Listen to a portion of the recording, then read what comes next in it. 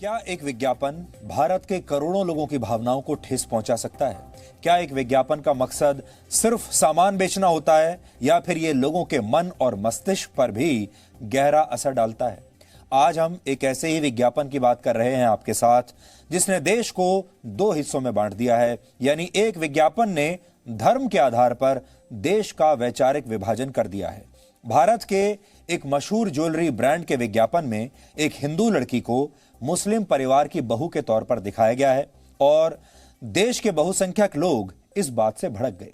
इनका कहना है कि इस विज्ञापन की स्टोरी लाइन उल्टी होनी चाहिए थी और यह विज्ञापन लव जिहाद जैसा दिखता है। यानी एक हिंदू परिवार में एक मुस्लिम बहू को दिखाया जाना चाहिए था। और अब यह सवाल उठ रहा है कि क्या हमारे देश में यह दिखाना संभव है भी या नहीं। यानी इस विज्ञापन की स्टोरी लाइन अगर उल्टी कर दी जाए तो भी क्या इस विज्ञापन की इतनी ही तारीफ होती? हंगामा मचने के बाद कंपनी ने इस विज्ञापन को हटा लिया, लेकिन इसके बाद अपने आप को सेकुलर कहने वाले लोग ये मांग करने लगे कि अब इस विज्ञापन को दोबारा वापस लाया जाए और कंपनी का इस तरह दबाव में आना बिल्कुल भी ठीक नहीं है। इसलिए आज हम इस बात का विश्लेषण कर रहे हैं कि इस तरह की स्टोरी लाइन के साथ विज्ञापन बनाना सच्ची धर्मनिरपेक्षता कहलाई जाएगी या फिर लोगों की भावनाओं को ठेस पहुंचाने के बाद या पहुंचने के बाद इस विज्ञापन को वापस ले लेना असल में सच्ची धर्मनिरपेक्षता है। लेकिन सबसे पहले आप ये समझिए कि इस विवाद की शुरुआत आज कहां से हुई। भारत का एक मशहूर ज्वेलरी ब्रांड है जिसका नाम है तनिष्क। आपने नाम सुना होगा और तनिष्क टाटा ग्रुप की एक कंपनी है। इस कंपनी ने पिछले हफ्ते सोशल मीडिया पर एक विज्ञापन जारी किया था और इस विज्ञापन में एक हिंदू महिला को दिखाया गया है जो एक मुस्लिम परिवार की बहू है। इस विज्ञापन में गोद भराई की रस्म के कुछ दृश्य दिखाए गए हैं। गोद भराई की जो रस्म होती है वो हिंदुओं में होती है और इस रस्म के कुछ दृश्य इसमें हैं जिनमें दिखाया गया है कि कैसे इस महिला की मुस्लिम सास अपनी बहू के धर्म यानी हिंदू धर्म का पूरा सम्मान करती है और फिर हिंदू रीति रिवाज से इस पूरी रस्म को अदा करती है। कुल मिलाकर इस विज्ञापन को देखकर ऐसा लगता है कि इसमें दिखाया गया मुस्लिम परिवार बहुत ही सेकुलर और सभी धर्मों का सम्मान करने वाला है। लेकिन आज इस कंपनी को अपना यह विज्ञापन तब वापस लेना पड़ा जब सोशल मीडिया पर इस विज्ञापन का जबरदस्त विरोध शुरू हो गया। जो लोग इसका विरोध कर रहे हैं उनका कहना है कि यह विज्ञापन लव जिहाद को बढ़ावा देता है और इन लोगों का यह भी आरोप है कि हर बार हमारे देश की फिल्मों और विज्ञापनों में एक हिंदू महिला को ही मुस्लिम पुरुष के साथ विवाह करते हुए क्यों दिखाया जाता है, इसका उल्टा क्यों नहीं दिखाया जाता। यानी कभी भी किसी विज्ञापन में या किसी फिल्म में एक मुस्लिम महिला की शादी एक हिंदू पुरुष से होती हुई क्यों नहीं दिखाई जाती? क्या सेकुलर दिखने के लिए, धर्मनिरपेक्ष दिखने के लिए यही जरूरी है कि यही स्टोरी लाइन ली जाए? दूसरी तरफ वो लोग हैं जो इस विज्ञापन को सेकुलर बता रहे हैं, बहुत पॉजिटिव बता रहे हैं और उनका कहना है कि यह विज्ञापन धार्मिक सद्भाव को बढ़ावा देता है और इसे तुरंत वापस दिखाया जाना चाहिए। इसलिए हम आगे बढ़ें, अपनी राय आपको रखें, इसका विश्लेषण दिखाएं। उससे पहले आप सब लोग थोड़ी देर के लिए ध्यान से पहले इस विज्ञापन को देखिए और सोचिए कि इस विज्ञापन को देखकर आपके मन में क्या भाव आते हैं और फिर इसके बाद हम इसका विश्लेषण करेंगे। तो ये वो विज्ञापन है। ये पहला मौका नहीं है जब किसी विज्ञापन में धर्म की इस तरह एंट्री हुई है। भारत में 6 प्रमुख धर्म हैं जिनके नाम आप सब जानते ही हैं। ये हैं हिंदू धर्म, इस्लाम, ईसाई धर्म, सिख धर्म, जैन धर्म और बौद्ध धर्म। कुल मिलाकर मोटे तौर पर और भी होंगे लेकिन फिलहाल ये बड़े धर्म हैं हमारे देश में। भारत की 135 करोड़ की आबादी में इन सभी धर्मों को मानने वाले लोगों की हिस्सेदारी है, बराबरी की हिस्सेदारी है। कोई छोटा कोई बड़ा नहीं है और होना भी नहीं चाहिए। लेकिन सबसे ज्यादा संख्या में हमारे देश में हिंदू हैं, इसलिए उन्हें हमारे देश में बहुसंख्यक कहा जाता है। दूसरे नंबर पर इस्लाम को मानने वाले लोग हैं यानी मुसलमान हैं। लेकिन आपने गौर किया होगा कि 70 वर्षों के दौरान ज्यादातर समय बहुसंख्यक आबादी की भावनाओं की परवाह नहीं की गई और सारी धार्मिक संवेदनशीलता अल्पसंख्यकों से जुड़े मुद्दों पर ही दिखाई जाती रही। लेकिन शायद पहली बार देश की बहुसंख्यक आबादी अपनी भावनाओं को लेकर इतनी संवेदनशील हुई है और यही वजह है कि जब लोगों ने इस विज्ञापन पर आपत्ति जताई तो इस विज्ञापन को इस कंपनी ने तुरंत वापस ले लिया। इस पूरे विवाद पर तनिष्क की तरफ से एक बयान जारी किया गया जिसमें कहा गया है कि इस विज्ञापन अभियान का मकसद लोगों की एकता को सेलिब्रेट करना था, जश्न मनाना था। लेकिन इस विज्ञापन पर जिस तरह की प्रतिक्रियाएं आई हैं उसके उद्देश्य से बिल्कुल विपरीत हैं। हम इससे बहुत दुखी हैं और हम लोगों की भावनाओं का ख्याल रखते हुए और अपने कर्मचारियों, पार्टनर्स और स्टाफ की सुरक्षा को ध्यान में रखते हुए इस विज्ञापन को वापस ले रहे हैं। और इस तरह यह बयान जारी करके टाटा कंपनी की इस तनिष्क कंपनी ने इस विज्ञापन को वापस ले लिया।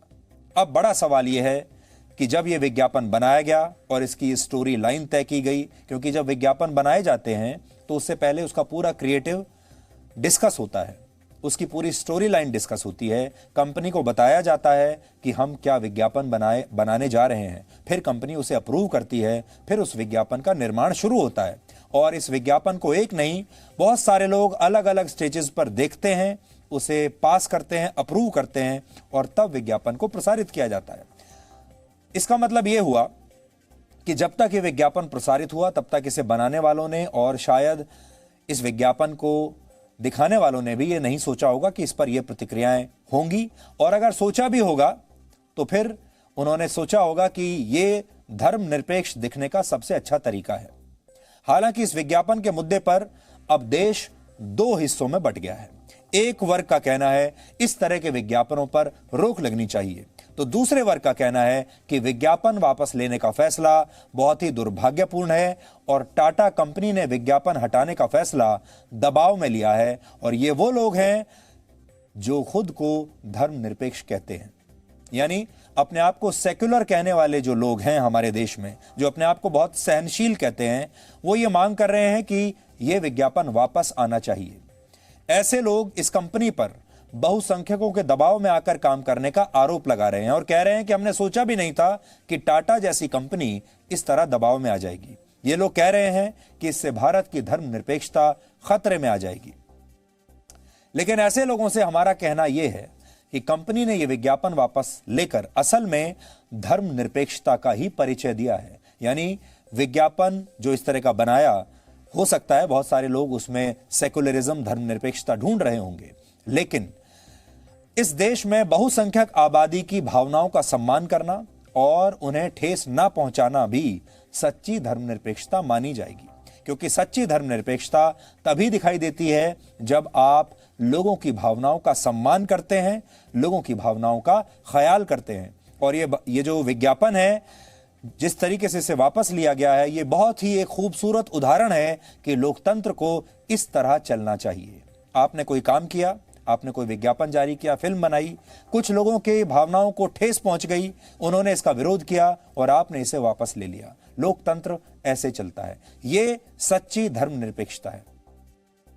लेकिन जो लोग विज्ञापन वापस लिए जाने के फैसले का विरोध कर रहे हैं, उनसे आज हम ये सवाल पूछना चाहते हैं कि अगर इस विज्ञापन में एक मुस्लिम महिला को एक हिंदू परिवार की बहू के रूप में दिखाया गया होता तो भी क्या ये सारे लोग इसे स्वीकार कर पाते? तब भी इस विज्ञापन की क्या इस तरह ही तारीफ करते?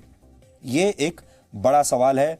और एक बड़ा सवाल यह है कि हर बार ऐसा ही क्यों होता है।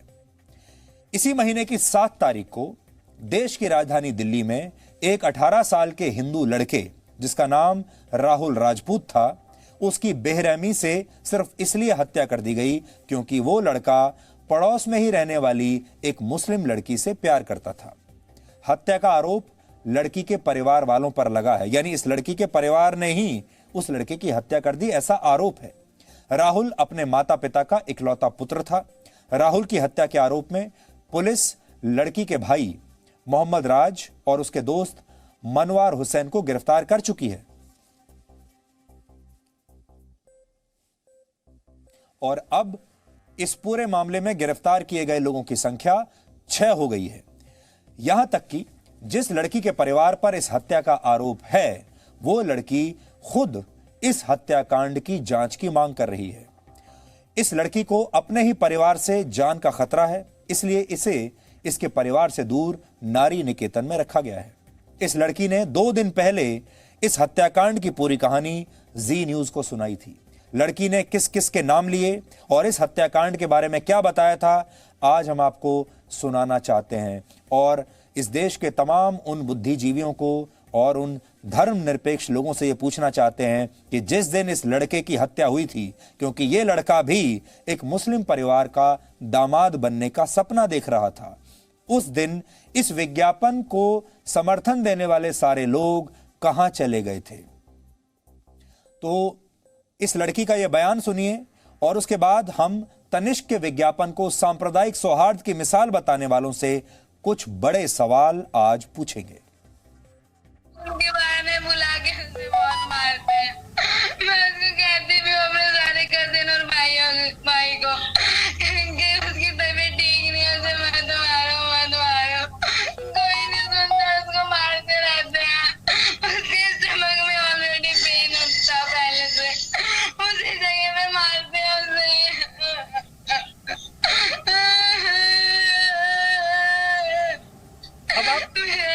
मुझे वापस चाहिए। मुझे सीसीटीवी वो राहुल की गली के बाहर का है। मैं उसको जब चोट लगती है तो मैं उसको बचा के डॉक्टर के पास लेके जाती हूँ। नेक्स्ट गली में एक क्लिनिक होता है, वहाँ दवाई नहीं देता उसे कोई भी। और मैंने सुने 5 पकड़े गए। 5 क्यों पकड़े गए? 8 थे जब 5 तो 8 तारीख को ही पकड़े गए थे। 10 तारीख के वो 3 कहाँ है अब तक?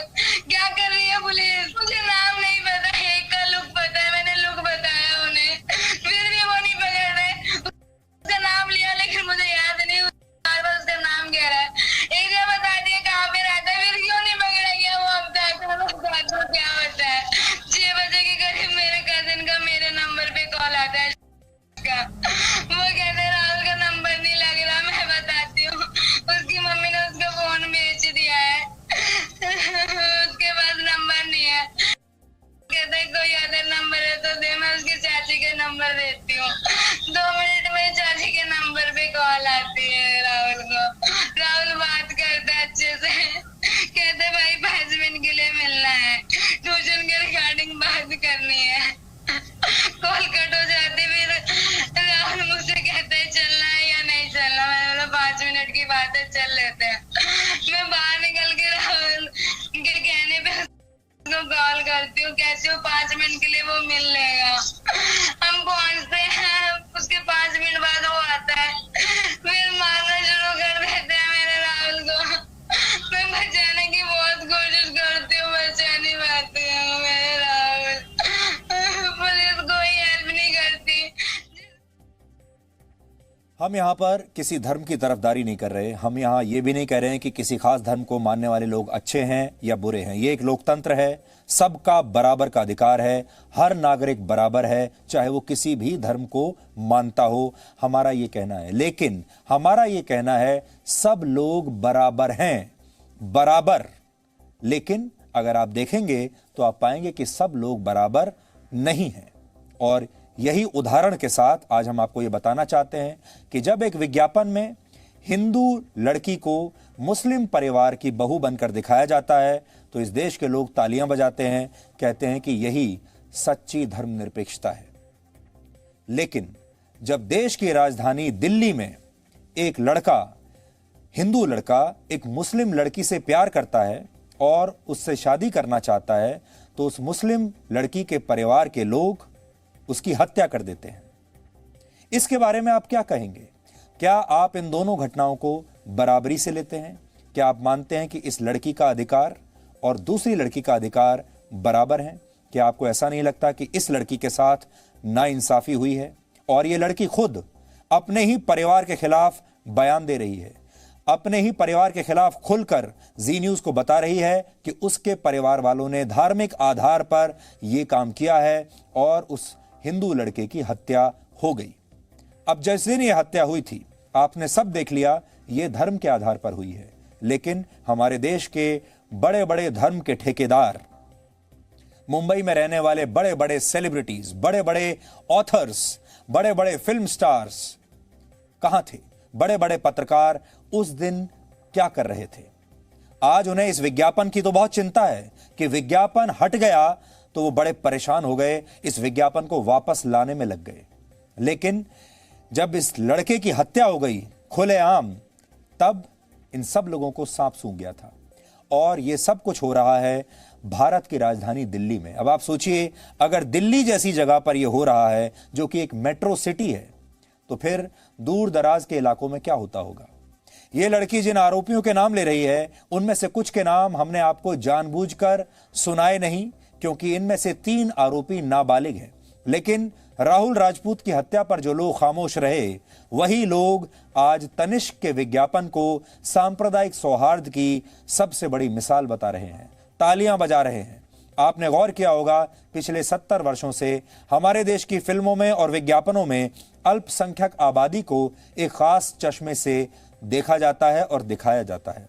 क्रिएटिव फ्रीडम के नाम पर, फ्रीडम ऑफ एक्सप्रेशन के नाम पर, सेक्युलरिज्म के नाम पर फिल्मों में इन्हें बहुत अमन पसंद, शारीरिक रूप से ताकतवर और वचन का पक्का दिखाया जाता है। लेकिन कई बार असल जीवन की सच्चाई फिल्मों से अलग होती है। आज उत्तर प्रदेश की राजधानी लखनऊ में भी आयशा नाम की एक महिला ने खुद को आग लगा ली। इस महिला का असली नाम आयशा नहीं है, इसका असली नाम है अंजना तिवारी, जिसका नाम बदलकर आयशा रख दिया गया। और कहा जा रहा है कि इसने आसिफ नाम के एक मुस्लिम युवक से विवाह करके अपना धर्म बदल लिया था और वो अंजना से आयशा बन गई थी।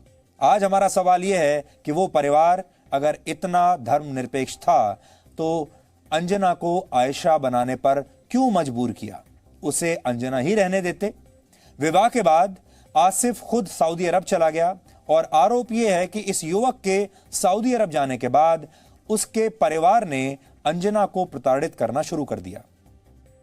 अंजना यानी आयशा ने, जो अब आयशा बन चुकी है, और जाहिर है कोई भी लड़की अपनी पसंद से अपना नाम और धर्म नहीं बदलती, उससे कहा गया होगा कि वो शादी के बाद अपना धर्म बदले। आज हमारा सवाल यह है कि किसी महिला को इस देश की शादी के बाद धर्म क्यों बदलना है? क्यों उस पर यह दबाव डाला गया कि वो अपना धर्म बदले और अपना नाम भी बदल ले?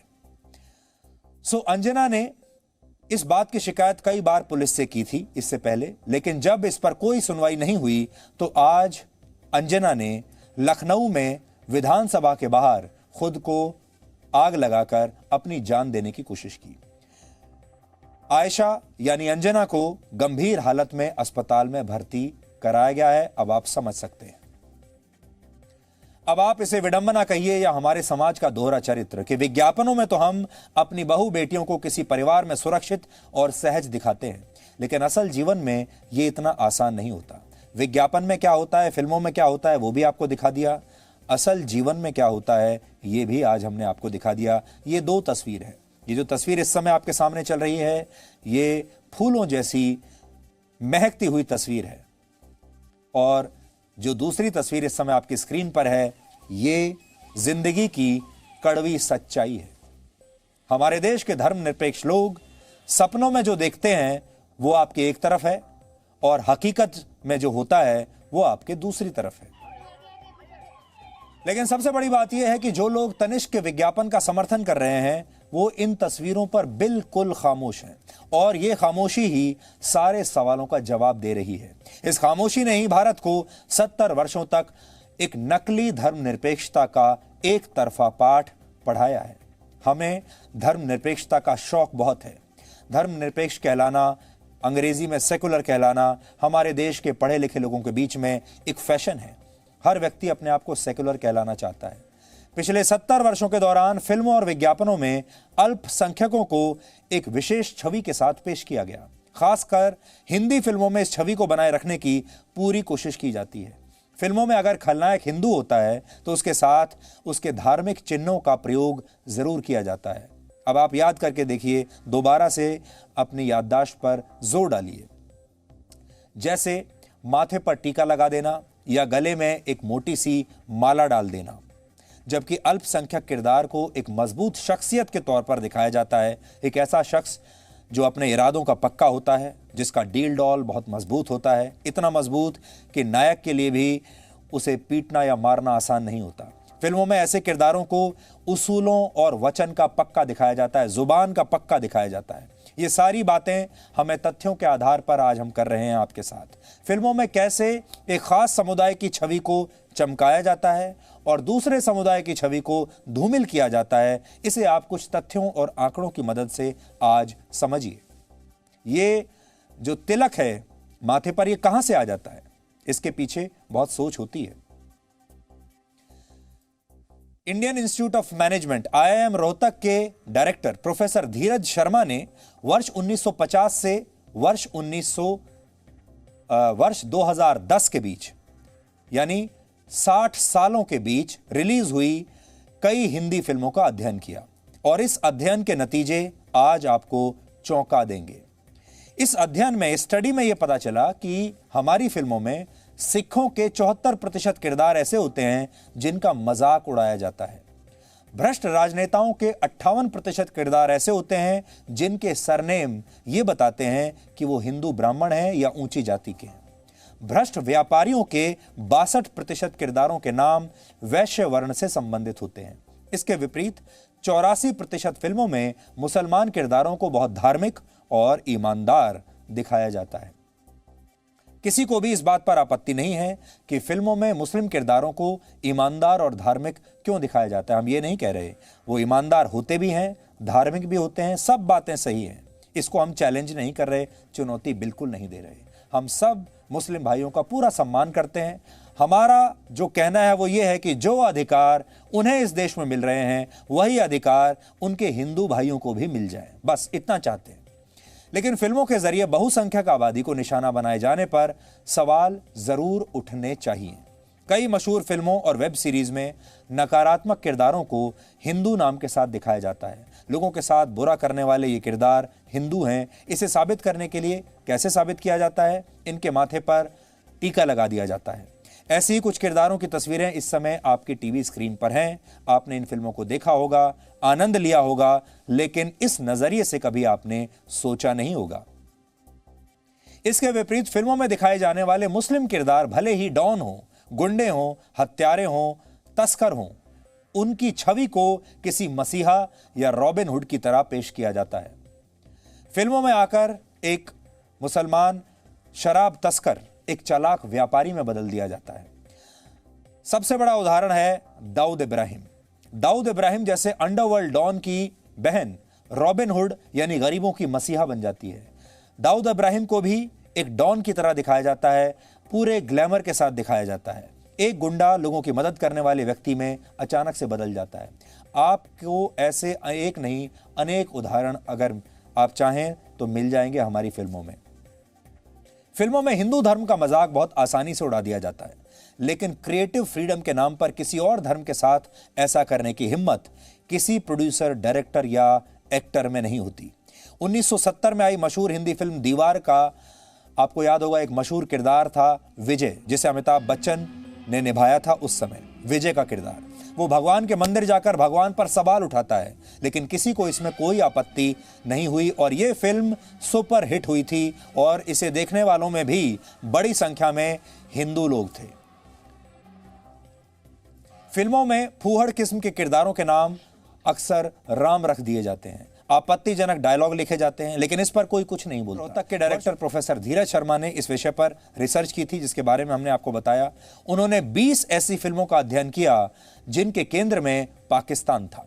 इस रिसर्च में पता चला कि 18 फिल्मों में पाकिस्तान के लोगों को दिल का बहुत अच्छा और भारतीयों का स्वागत करने वाला दिखाया गया था, जबकि भारत के लोगों को धार्मिक रूप से कट्टर दिखाया गया था। उदाहरण के लिए मशहूर हिंदी फिल्म बजरंगी भाईजान में हिंदू किरदारों को कट्टरपंथी और संकीर्ण मानसिकता वाला दिखाया गया, जबकि ज्यादातर पाकिस्तानी किरदारों को दिल का साफ सुथरा, अच्छा और खुली सोच वाला दिखाया गया था। पाकिस्तान में हिंदी फिल्में देखने वालों की संख्या 18 करोड़ है, जबकि भारत में जिन बहुसंख्यक हिंदुओं के दम पर फिल्मों को हिट कराया जाता है उनकी संख्या करीब 100 करोड़ है। फिर भी भारत की फिल्मों में पाकिस्तानियों को तो सम्मान मिल जाता है, लेकिन बहुसंख्यक हमारे ही देश के अपना मजाक अपने ही देश की फिल्मों में उड़वाते रहते हैं। लेकिन अगर आप दक्षिण भारतीय फिल्मों को ध्यान से देखेंगे तो वहां की ज्यादातर फिल्मों में ऐसा नहीं होता। दक्षिण भारत की फिल्मों में मंदिर भी दिखाए जाते हैं और नायक को गर्व के साथ हिंदू के रूप में दिखाया जाता है। इसका सबसे बड़ा उदाहरण मशहूर फिल्म बाहुबली है, जिसका मुख्य नायक न सिर्फ हिंदू है बल्कि भगवान शिव का एक बहुत बड़ा भक्त भी है।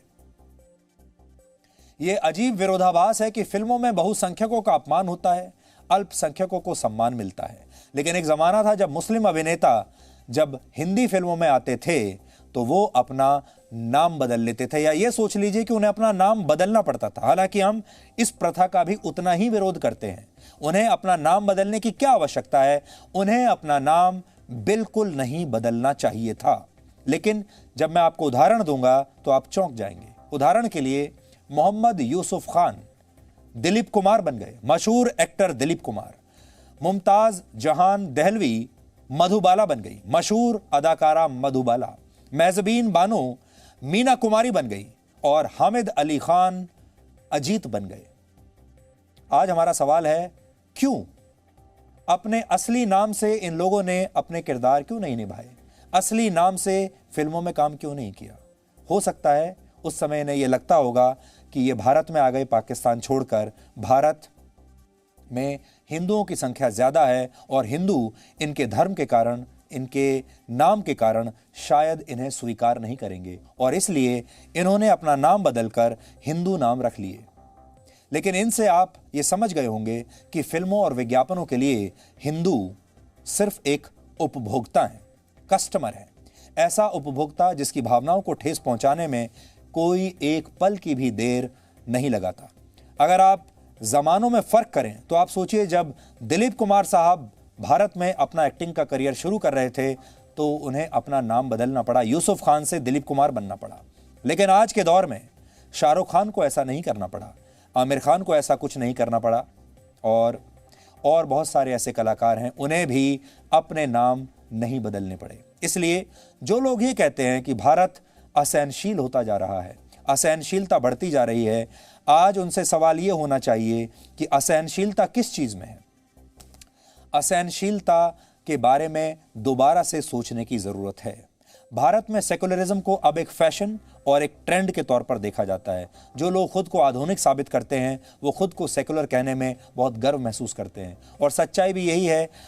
इसी तरह के लोगों को बड़े बड़े पुरस्कार भी मिलते हैं, इसी तरह के लोगों को बड़े बड़े अंतर्राष्ट्रीय मंचों पर स्वीकार किया जाता है। लेकिन आज आपको यह समझना चाहिए कि भारत के समाज और संविधान में सेक्युलर शब्द की एंट्री कब और कैसे हुई थी।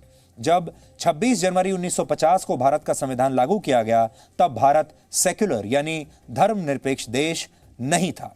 वर्ष 1976 में संविधान के 42वें संशोधन के बाद भारत एक सेक्युलर देश बना। इसलिए इससे दो सवाल उठते हैं। पहला ये कि भारत में धर्मनिरपेक्षता निभाने की पूरी जिम्मेदारी आखिर किसकी है, और दूसरा ये कि क्या संविधान में 42वें संशोधन के बाद भी भारत सही मायनों में सेक्युलर हो पाया है। असल में सेक्युलर शब्द यूरोप की देन है। यूरोप में रिलीजन यानी पंथ और सरकार को अलग अलग रखा गया था ताकि सांप्रदायिक झगड़े बंद हो सकें और इसी व्यवस्था को सेक्युलरिज्म कहा गया। यानी वहां की सरकारें ना तो किसी पंथ विशेष को समर्थन देती हैं और ना ही उसका विरोध करती हैं, वो न्यूट्रल रहती हैं। आपने ध्यान दिया होगा कि यहां हमने रिलीजन शब्द का प्रयोग किया है। ऐसा इसलिए क्योंकि रिलीजन और धर्म एक नहीं है। रिलीजन को अक्सर आप धर्म के नाम से जानते हैं, लेकिन यह सही परिभाषा नहीं है। धर्म शब्द भारतीय सभ्यता की देन है और इसका अर्थ होता है धारण करना, यानी जीवन जीने की ऐसी शैली जो आपको मुक्ति के रास्ते पर लेकर जाती है। वहीं रिलीजन शब्द को हिंदी में पंथ कहा जा सकता है। रिलीजन में धर्म हो सकता है लेकिन रिलीजन ही धर्म नहीं हो सकता। धर्म का मतलब है वही जो सही है। रिलीजन यानी पंथ को भारत में धर्म से जोड़ना एक बहुत बड़ी गलती है और भारत के लोगों को दशकों से हमारे देश के नेता भी ऐसे ही बेवकूफ बनाते आ रहे हैं धर्म के नाम पर। इन दो शब्दों में फर्क ना कर पाने की वजह से ही भारत में पंथ निरपेक्षता को धर्म निरपेक्षता समझ लिया गया। धर्म निरपेक्षता की अपने आप में कोई परिभाषा नहीं है, क्योंकि भारत में धर्म को और खास तौर पर हिंदू धर्म को जीवन शैली माना जाता है। हिंदू एक धर्म नहीं है, यह एक जीवन शैली है, यह एक जीवन पद्धति है और बिना शैली के जीवन संभव नहीं है। हिंदू हमेशा से भारत में बहुसंख्यक रहे हैं इसलिए इस धर्मनिरपेक्षता की सारी जिम्मेदारी हिंदुओं के कंधे पर डाल दी गई है, जो कि सही नहीं है। यह जिम्मेदारी हर धर्म के व्यक्ति को बराबरी से निभानी पड़ेगी। इसमें सबको बराबरी का दर्जा देना पड़ेगा। हिंदुओं को भी उतना ही दर्जा मिलना चाहिए जितना बाकी के अल्पसंख्यकों को मिला है। सेक्युलरिज्म यूरोप की देन है और धर्म और राज्य को अलग अलग रखने का यह कॉन्सेप्ट यूरोप ने ही दुनिया को सिखाया और दिया। लेकिन यूरोप के ही एक देश में सेक्युलरिज्म को लेकर आजकल एक नई बहस छिड़ गई है। हमारे देश में तो अब भी नहीं छिड़ी है, लेकिन फ्रांस में यह बहस छिड़ गई है। फ्रांस दुनिया के उन कुछ देशों में है जहां सार्वजनिक स्थानों पर किसी भी धर्म के निशान को या चिन्ह को दिखाने या पहनने पर पूरी तरह रोक है। लेकिन पिछले कुछ सालों में फ्रांस में मजहबी कट्टरता बहुत बढ़ी है। फ्रांस की सरकार ने अब अपने देश में इस्लामिक कट्टरपंथियों पर रोक लगाने का फैसला किया है। फ्रांस जैसे देश में एक बहुत बड़ी बात है। फ्रांस की सरकार चाहती है वहां रहने वाले मुसलमान फ्रांस के कानूनों के मुताबिक खुद को ढालें। एक तरह से यह इस्लाम का फ्रेंच संस्करण होगा। इसके लिए फ्रांस में रहने वाले मुस्लिम समुदायों के लोगों को 4 प्रस्ताव दिए गए हैं। पहला, फ्रांस की मस्जिदों को मिलने वाली फंडिंग की जांच होगी। अगर पैसा विदेश से आ रहा है तो अच्छी तरह से जांच की जाएगी। दूसरा, फ्रांस में बच्चों को घर में पढ़ाने पर पाबंदी होगी, प्रतिबंध होगा, ताकि मदरसों में होने वाली पढ़ाई पर रोक लगे। फ्रांस में 50,000 बच्चों को घर में पढ़ाया जाता है और इनमें से ज्यादातर बच्चे मुस्लिम परिवारों के हैं। इन पर अब रोक लग जाएगी। विदेशों से इमाम यानी मौलवियों को फ्रांस में आने पर रोक लगेगी। विदेशी मौलवियों पर ही फ्रांस में कट्टरपंथ फैलाने का आरोप लगा है। इसलिए अब फ्रांस सरकार के मौलवियों को ही अपने हिसाब से फ्रांस सरकार अपने मौलवियों को ट्रेनिंग देगी। अगर फ्रांस में मौजूद कोई भी संगठन वहां के लोगों से चंदा इकट्ठा करेगा तो उसे खुद के सेकुलर बने रहने की घोषणा करनी होगी। ये 4 प्रस्ताव हैं। फ्रांस में इसी साल दिसंबर के महीने तक यह नया कानून तैयार हो सकता है और तब यह कानून फ्रांस में सभी धर्मों के नागरिकों पर लागू होंगे। फ्रांस के इन फैसलों का असर अब यूरोप के दूसरे देशों पर भी जरूर पड़ेगा। यूरोप के कई देशों में इस्लामिक कट्टरपंथ एक समस्या बन चुका है और अब वहां भी ऐसा प्रस्ताव लाया जा सकता है, ऐसे कानून बन सकते हैं। फ्रांस के लोकतंत्र में असली धर्मनिरपेक्षता दिखाई देती है। हमारे देश में धर्मनिरपेक्षता के नाम पर अक्सर किसी खास मजहब के तुष्टीकरण की कोशिश होती है। इसलिए भारत के वो लोग जो खुद को सेकुलर कहते हैं, वो चाहें तो फ्रांस के सेकुलरिज्म से सबक ले सकते हैं। और एक बड़ा सवाल आपके मन में ये भी छोड़कर जा रहे हैं, फ्रांस ने जो नए कानून बनाने का फैसला किया है, जो नए प्रस्ताव रखे हैं, क्या ऐसे प्रस्ताव रखना हमारे देश में संभव है? एक बात आज आप रात को जरूर सोचिएगा, फ्रांस की सरकार ने जो 4 बातें कही हैं, जो वो कानून लाना चाहते हैं, क्या वैसा कानून आप हमारे देश में ला सकते हैं? एक कानून लाने की कोशिश की थी भारत सरकार ने, जिसका नाम था CAA, नागरिकता कानून, और उस पर क्या हुआ था आपने देख लिया होगा। शाहीन बाग में क्या हुआ था, दिल्ली में दंगे कैसे हुए थे, आप सब ने ये देख लिया होगा।